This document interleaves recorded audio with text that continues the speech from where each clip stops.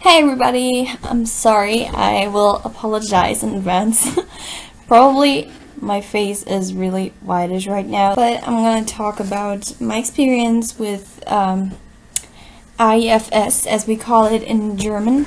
It's basically an au pair program in which I participated a few months ago. My host family was living in California. Me and my roommates, which were all people from California, who are like living close by to my house, future house. We all went to the airport, of course, took another plane, and yeah, then we arrived. It was night, like 10, 11, 12 p.m., I'm not sure anymore, in California. And the host family stood there and just picked us up. It was just so exciting, and I saw like my little host child was waiting for me. I had two, one boy and one girl. They're really cute, really cute. Just shy, you could see they were like playing with their hair, always looking aside, and it was really cute. And yeah, we made pictures, and they held a poster of my name written on it, and they made it by themselves. It was really adorable. And at this point I thought like everything's gonna be alright and everything's gonna be good. Unfortunately it was not like that. So the first 3 days, sorry, the first 3 days you basically don't have to work. So these 3 days are for you and your family to just get a hang of it. You know, you have to get used to living in another home, of course, and you kind of have to unpack your luggage, and you have a lot of things to do. So and of course get to know the family. So sadly my host mom went to, I think, Los Angeles, yeah, for the whole week, for the whole first week. So I didn't saw her. I couldn't really introduce myself to her. And I thought that, okay, it's for work. She was going there because of her work, and I really respected that. I was alone with the host dad for the whole week. It was kind of, I would not say weird, but he was kind of shy towards me. And of course I was shy too. I just wanted to make the best impression ever. I think that's what every au pair wants to do. I didn't want to give them any reason to be like, I don't know, to say like, we should have chosen another au pair. That's the least thing I wanted to do or make them feel like. So I started working at the first day. Actually, I was playing with the children. I thought, maybe it's good to get to know them sooner and not just wait for 3 days until I have to work and everything gets busy. And then, I don't know, the father actually went up to his office and just shut the door. It was working. So I was alone with the children, and that's okay, I thought. It's okay. But he didn't came down until the evening, and I didn't want to go upstairs either. Of course, I was really exhausted from the whole flight and everything from the past days. But I mean, I offered myself to look after them, so I thought, okay. But it was like 8, 9 p.m. until he came down, and then I was really exhausted, and I was really happy and glad, actually, because this was supposed to be my day off. And I thought like, okay, I will, I don't know, play with them for 1 or 2 hours and then go upstairs. But I kind of didn't want to leave them alone downstairs, and I don't know, I didn't saw the parents a lot, actually. And this was the first time I felt like a bit uncomfortable. But I thought, okay, it's okay. They were really nice, and it was just 1 day. And then it started continuing. The next few days I looked after them, and I don't know, the parents just made me feel really uncomfortable. And instead of saying something like, you did something good, or saying, oh, that was good from you, they had something to say, and always made me feel like I'm not doing my work well.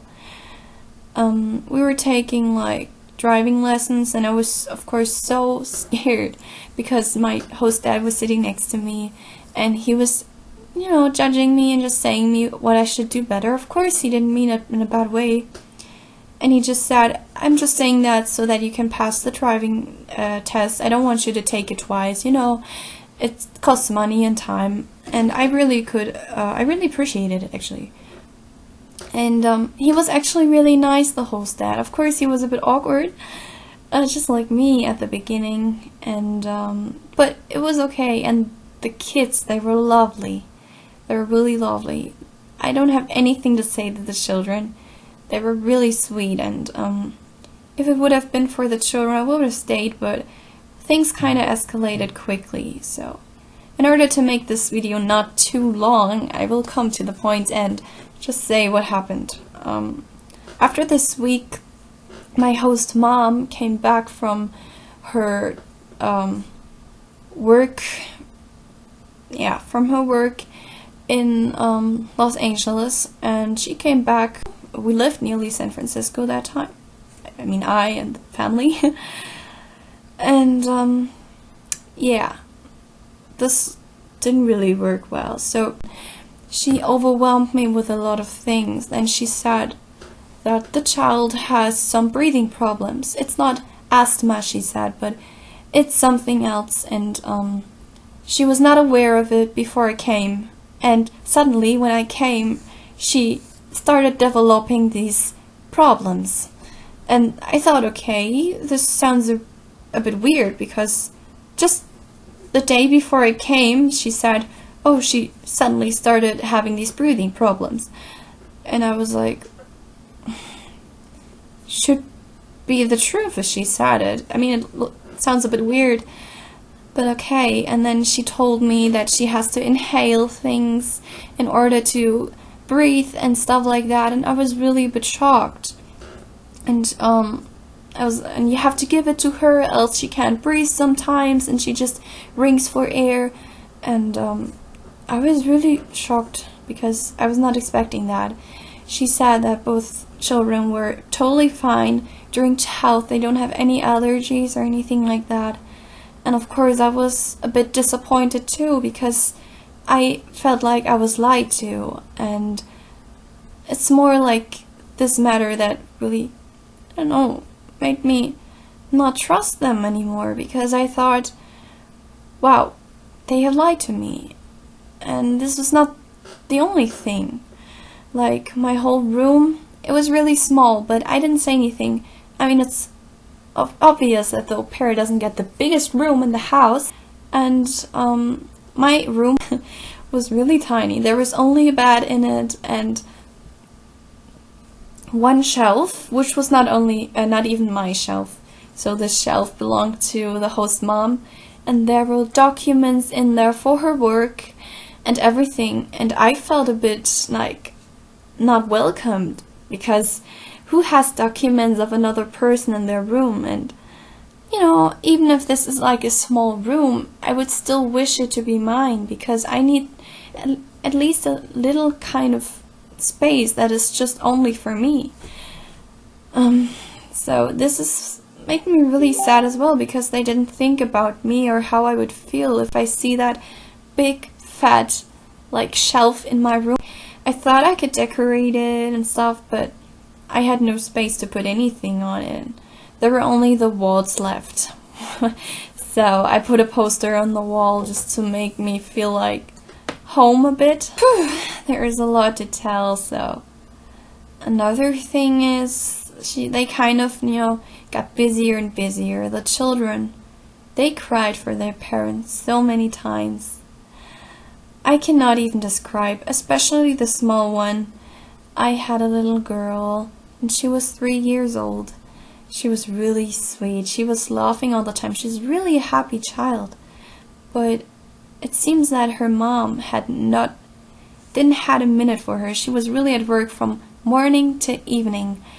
And sometimes I have to say, I just worked more than 45 hours a week, and this is not even allowed.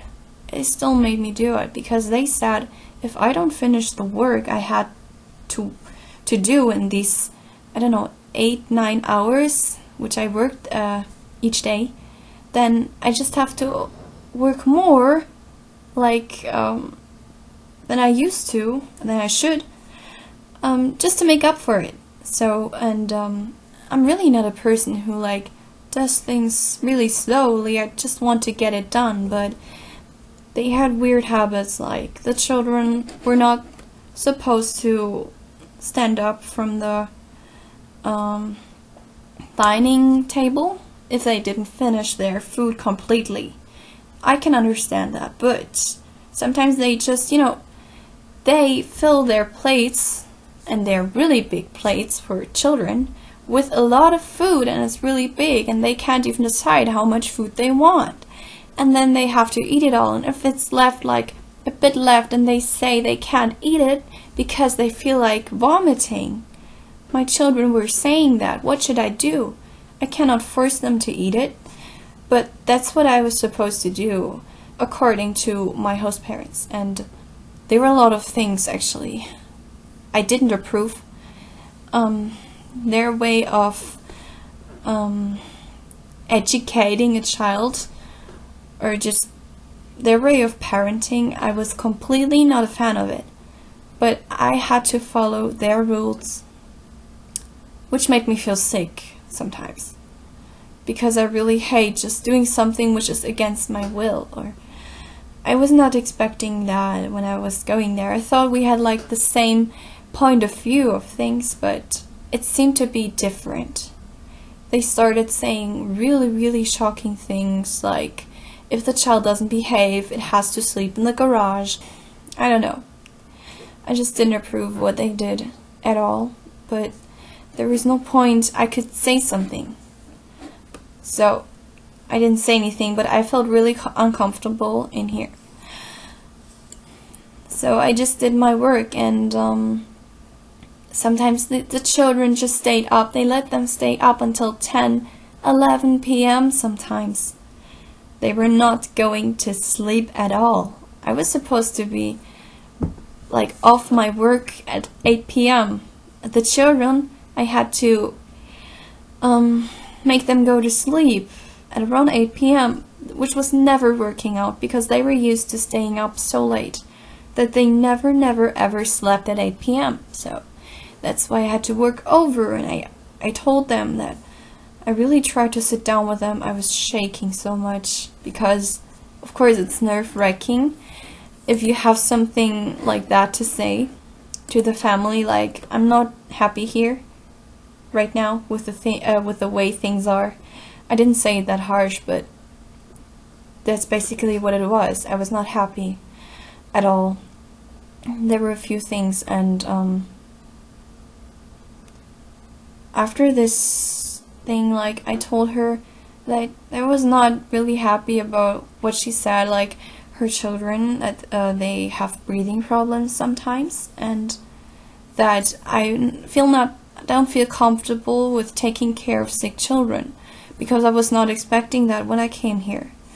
But I was just saying that I was a bit sad about that, and that maybe we can change like a few things, like putting the shelf out of my room maybe, or making some more space in my room maybe, just to make me feel a bit more comfortable. And actually, I would have never said that if they wouldn't have encouraged me to say how I feel. They were always like, oh, come on, say it, sweetie. If something is wrong, you can always come to us. They were like behaving like parents. And that's actually why I opened up to them in the first place, because I was really scared of saying all these things. Still, I put myself together, and I thought, like, if you don't say anything, nothing will change, so just go out there and say it. But say it as friendly as you can so that they won't feel offended or anything like that. I really didn't want to pick a fight, but it seems like my host mom was in the fighting mode. I don't know. She suddenly stood up. She was so angry. She didn't even let me like say all the points I wanted to say until the end. she just started interrupting me more and more often, and she started yelling at me. She was not talking friendly. She was always leaning over towards me, making me feel scared. Then she, as I said, she stood up. She stood right in front of me. I sat down. She made herself really big in front of me, just to make me feel like, I'm nothing, basically, and make me feel really scared. And she was yelling at me, and just to let her anger out, she had to step back and just go through the whole kitchen the whole time. When people are angry and they're stepping around, they have to do something in order to distract themselves. And my host dad, he was not, he was a bit like, maybe disappointed that I felt that way, but he was not angry. He was just, trying to do some other work, I don't know, and trying to distract himself in another way, but he was not reacting with shouting or something like this, like my host mom did. And she was not calming down. She just said that I don't know, that I actually against her whole family, and that I know nothing, that I'm a stupid girl. She said really harmful things, like she would have never chosen me as an au pair if she would have had another option, but there is no other au pair which wanted her as a host mom or as a host family in common, which I can now understand. I never heard that of her until then, and actually the children themselves told me that they wanted to have another au pair and that they only chose me because there was no other option. The other au pair told them that they don't want, that she doesn't want them as her host family, so that's why they had to choose me. This made me really, really, really sad and depressed. I never knew that I was so not welcomed there. I'm an 18-year-old girl in a foreign country. I was alone in a foreign country for my first time. It was so far away from Germany. It was the first time that I was ever away from my family.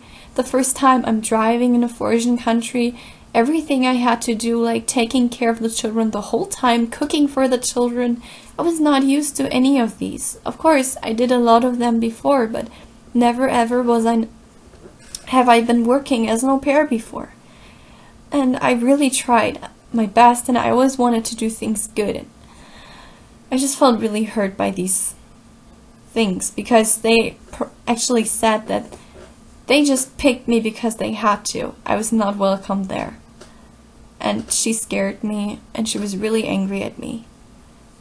And she told me actually that I'm a really ungrateful brat, because they did so many things for me, which sadly I could not see. I didn't know what she meant by that. They were not taking any effort into getting to know me or talking to me, and even if I was trying to say something, which took me a lot of courage, they just got angry and shouted at me, and it was just really bad.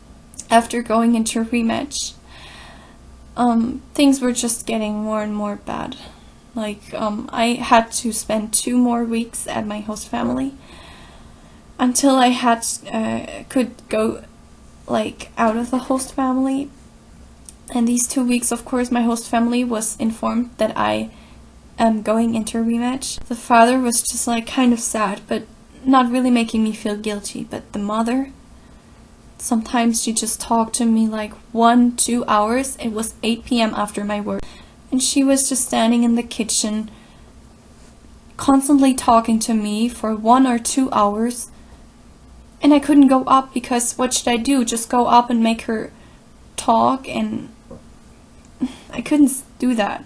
When people are talking to me, I have to listen. And she was saying things like, you have to change the way you are. You can't just do that. And you have a lot of responsibility. You can't just throw it away.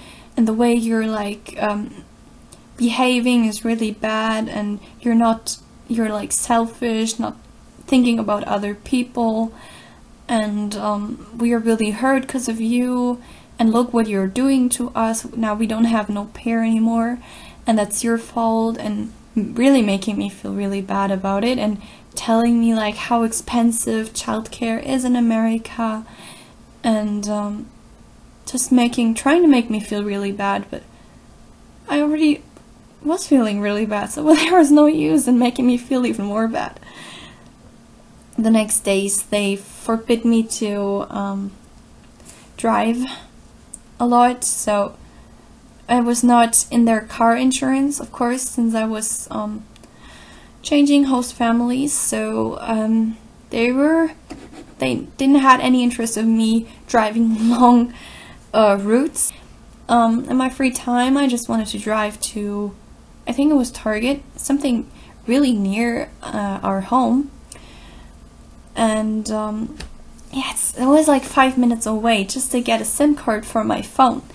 Now, what I didn't know is it was that expensive, so I had less money with me than I needed. I have to go back. But I was like, okay, 5 minutes is not a big drive, so let's just go back and take these $5 to the store and then pay for the card and go back. And I was trying to tell that to my host mom because she saw that I was coming back, and she was asking, oh, do you have a SIM card now? And I said I was trying to buy one, but unfortunately I had $2 less than I needed, so I just go there again. It's like 5 minutes away, so I pay for the gas if that is necessary. That's okay. I was even saying sorry, and she was just shouting at me and saying that I'm really stupid for taking like not all my money with me. What if something happens? What if I get into an accident or something like this? And making me feel like, she said like, oh, you're really stupid and blah blah blah. And I was really shocked there because I was like, what should I say?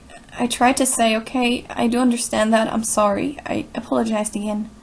It was only 5 minutes away, and I'm pretty sure that I'm not that bad of a driver, and that I can drive there again and then take my phone card, and then I am reachable or whatever, that you can call me. I can call anyone wherever I am. I will always take my phone with me if I'm driving. And she just said, talking with you doesn't make sense, so just leave me alone. And she turned around and just continued her work.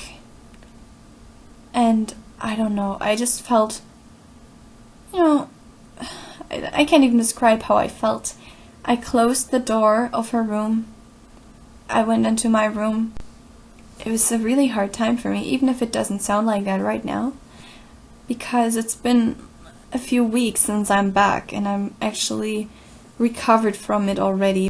That's why I'm home again. I didn't found another host family, unfortunately. A lot of people, au pairs, were in rematch, so there was no way I could find another host family in 2 weeks. I could fortunately stay at another au pair's host family for 1 more week. So they were really nice and welcomed me to stay there for a week, so that I can just see San Francisco and just go to the beach, at least that, until I have to go back to Germany. So I did that. I spent time with another au pair. Together we were going to the cinema, to the just everywhere.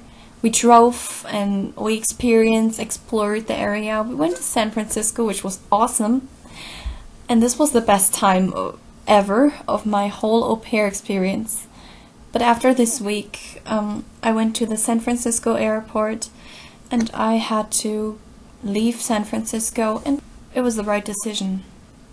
That there was no way I would have been happy in America, no matter how beautiful like the landscape is or the people out there. My host family, where I had to spend a lot of time with, it was just awful. It was not matching at all. And I really appreciate the things I have now here at home so much. I was really sad. I was feeling the whole time like I'm the one who failed in something. I feel like, wow, I failed in this au pair year.